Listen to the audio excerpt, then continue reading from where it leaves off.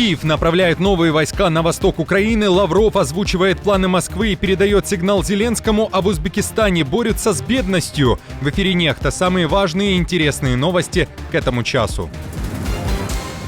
Польша направила танки в одну из стран Балтии, а Китай отвечает на обвинения в диверсии в Балтийском море. Чем все закончится? Новый фронт. Сирия в центре внимания. Повстанцы наступают. Президент Асад ищет помощи у Путина. Российская авиация наносит удары.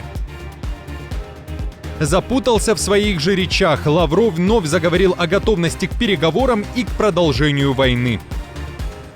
Друзья, всем привет! Буду рад вашему лайку, подписке и репосту. Вы прекрасно знаете, что для нас это очень важно. Также оставляйте свои комментарии. И спасибо вам за обратную связь.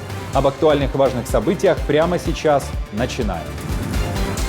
Украина направляет дополнительные силы своей армии в Донецкую область. Такое решение принял главком ВСУ Александр Сырский. Он побывал на Покровском и Кураховском направлениях, где сейчас идут ожесточенные бои, и заявил следующее.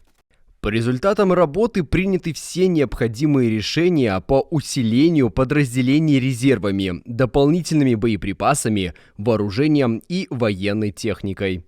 Тем временем, одна из последних тем, которые активно обсуждают сейчас в Украине, это возможная мобилизация 18-летних. На этой неделе сразу несколько западных изданий, в частности Associated Press, Reuters, Financial Times, написали, что администрация президента Байдена настаивает на том, чтобы украинские власти снизили возраст для мобилизации на 7 лет, то есть с 25 до 18. В МИД Украины, напомню, сообщили, что подобные разговоры проводили, но проблема не в людях, а вооружении, которого для новомобилизованных не хватает. Но опять же, сейчас мы находимся в ситуации, когда нам нужно больше оборудования, чтобы вооружить всех людей, которые уже были мобилизованы. И мы считаем, что первоочередной задачей является более быстрая и оперативная отправка военной помощи. В Лондоне озвучили прогноз, что и где произойдет, если Путин победит в Украине. Обращение к европейцам сделал глава британской разведки, более известный как Ми-6, Ричард Мур. Наша безопасность, британская, французская, европейская и трансатлантическая, окажется под угрозой. Недавно мы раскрыли поразительно безрассудную кампанию российского саботажа в Европе, в то время как Путин и его приспешники прибегают к бряцанью ядерным оружием, чтобы посеять страх перед последствиями поддержки Украины. Стоимость отказа от поддержки была бы неизмеримо выше. Если Путин добьется успеха, Китай сделает соответствующие выводы. Северная Корея станет еще более дерзкой, а Иран еще более опасным. Рейтер со ссылкой на свои источники, связанные с разведкой США, сообщает, что в ближайшие дни Россия может расширить свою кампанию саботажа против европейских стран. Цель одна – оказать давление на Запад, который помогает Киеву. Россия отдает предпочтение дипломатии и мирным средствам урегулирования войны в Украине. Такое циничное заявление сделал глава российского МИДа Сергей Лавров. При этом он в очередной раз заявил, что Россия реализует цели и задачи так называемой СВО. При этом, как неоднократно подчеркивал президент Путин, мы неизменно отдаем предпочтение мирным, политико-дипломатическим средствам, но любое урегулирование украинского конфликта не будет прочным, долговременным, если не удастся устранить его первопричины. К ним прежде всего относится создание долговременных угроз безопасности России на западном направлении путем расширения НАТО и попытки поглотить Украину с Североатлантическим альянсом. Это заявление, судя по всему, Лавров адресует как Зеленскому, так и западным лидерам. Но отмечу, что в РФ за практически 3 года большой войны озвучивали разные цели войны и часто без конкретики. Изначально это были цели так называемой денацификации и демилитаризации. После уже Лавров путался в показаниях, говорил, что Россия не ставит перед собой цель захватить Украину или же сменить власть в Киеве. Спустя какое-то время говорил, что Россия поможет народу Украины избавиться, далее цитата, от абсолютно антинародного и антиисторического режима. Как считаете, сколько еще версий придумает Лавров? Напишите об этом под видео. Польские танки «Леопард-2» были отправлены на укрепление бригады НАТО в Латвии. Боевые машины теперь размещены на военной базе Адаже. В Риге заявили, что прибытие польских танков значительно улучшит позиции Альянса. Латвия, которая граничит с РФ и Белоруссию, тем самым усиливает свои позиции. Отмечу, что на Западе уже неоднократно говорили о том, что страны Балтии – лакомая цель России. Известно также, что в эти дни Польша и Швеция подписали новое стратегическое соглашение, которое направлена на укрепление безопасности в Балтийском регионе. С подписанием этого обновленного стратегического партнерства связи между Швецией и Польшей стали сильнее, чем когда-либо в современности. Сейчас Европе нужны четкие и решительные действия для решения всех проблем, с которыми мы сталкиваемся в наше время. Мы должны повысить нашу конкурентоспособность, смягчить нелегальную миграцию, укрепить военный потенциал и оборонную промышленность, поддержать Украину, очевидно, и противостоять растущей агрессии со стороны России.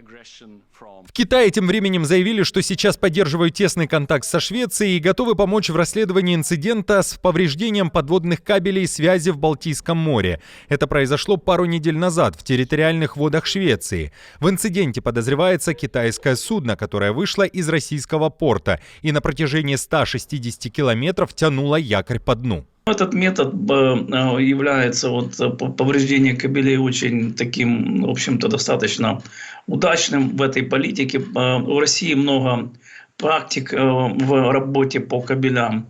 Я хочу сказать, что у них есть такая структура, называется ГУГИ, Главное управление глубоководных исследований. Оно было создано еще 60 лет назад. Как раз одной из его задач была диверсионная деятельность на подводных кабелях. Хотя тогда их было гораздо меньше. Тогда это в основном были кабеля связи, они проходили в район военных баз и так далее. Сейчас вот этих подводных кабелей очень много. Случаи такие были уже неоднократно, когда повреждались кабели вот в этом районе. В Балтийском, Баренцевом море, кстати, то же самое было. Когда вокруг Норвегии в 2021 году вырезали два серьезных объекта. Там была серьезная глубина, более 2 километров. А тут 50 метров в среднем, вообще не проблема. Поэтому вот сейчас, естественно, что исполнительные эти механизмы судна берутся, не российские, хотя, точно мы видим сейчас в этих исследованиях, что есть как минимум причинно-следственная связь, есть их работа на Российскую Федерацию, есть российские граждане в составе экипажа, то есть это все, это возможно. В Узбекистане новые методы борьбы с бедностью. Для этого хотят задействовать активных старейшин. Радио «Свобода» со ссылкой на постановление президента Узбекистана пишет, что старейшинам намерены поручать курирование малоимущих семей в течение 6 месяцев. За это аксакалов предполагается поощрять финансово, выплачивать ежемесячно примерно по $45. Программа называется «От бедности к благополучию». Старейшины должны содействовать эффективному использованию приусадебных участков, обучать навыкам ухода за посевами и реализации продукции. Документ основан на древних традициях и ценностях узбекского народа. Как известно, махалей играли большую роль в узбекском обществе. Жители махали всегда помогали друг другу на свадьбах и церемониях. Это подтверждается пословицей «За одного ребенка ответственны 7 махалей». Я убежден, что данное решение может быть успешно реализовано, нужно только желание и совместные усилия. В Беларуси 1296 человек признаны политзаключенными, и это количество растет, несмотря на то, что режим Лукашенко заявляет о так называемых актах гуманизма и помилования.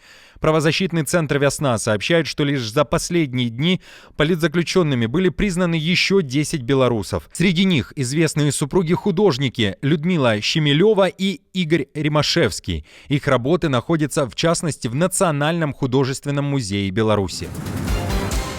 Новый фронт. Сирия вновь в центре внимания. Повстанцы начали свое крупнейшее за последние годы наступление против сил президента Башара Асада. Это событие является настоящим вызовом не только для него, но и для его сторонников, в частности для Путина. Известно, что продвижение повстанцев пытается остановить российская авиация, а сирийский диктатор Башар Асад экстренно вылетел в Россию на консультации с Путиным и обсуждение дальнейшей помощи со стороны РФ, пишут СМИ. Телеграм-канал «Нехта» сообщает, что на активизацию повстанцев повлияли прежде всего разгром Хезболлы Израилем и вывод российских войск в Украину.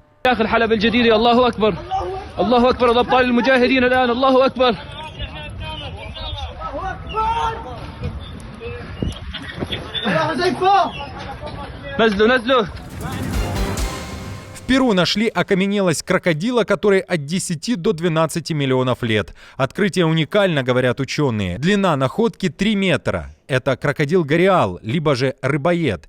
Особь этого вида молодая, говорят исследователи, и уточняют, что ранее удавалось обнаружить лишь взрослых крокодилов. Этот же погиб, судя по всему, когда еще не достиг своих максимальных размеров, то есть 8-9 метров. Скорее всего, это не половозрелый крокодил, который обитал на побережье Перу примерно 10-12 миллионов лет назад. Как вы можете видеть, скелет сочлененный и практически полный. Нам не хватает только части левой конечности и части хвоста. Конечно, наибольший интерес представляют задние части, левая и правая конечности. Кроме того, у нас есть часть ребер.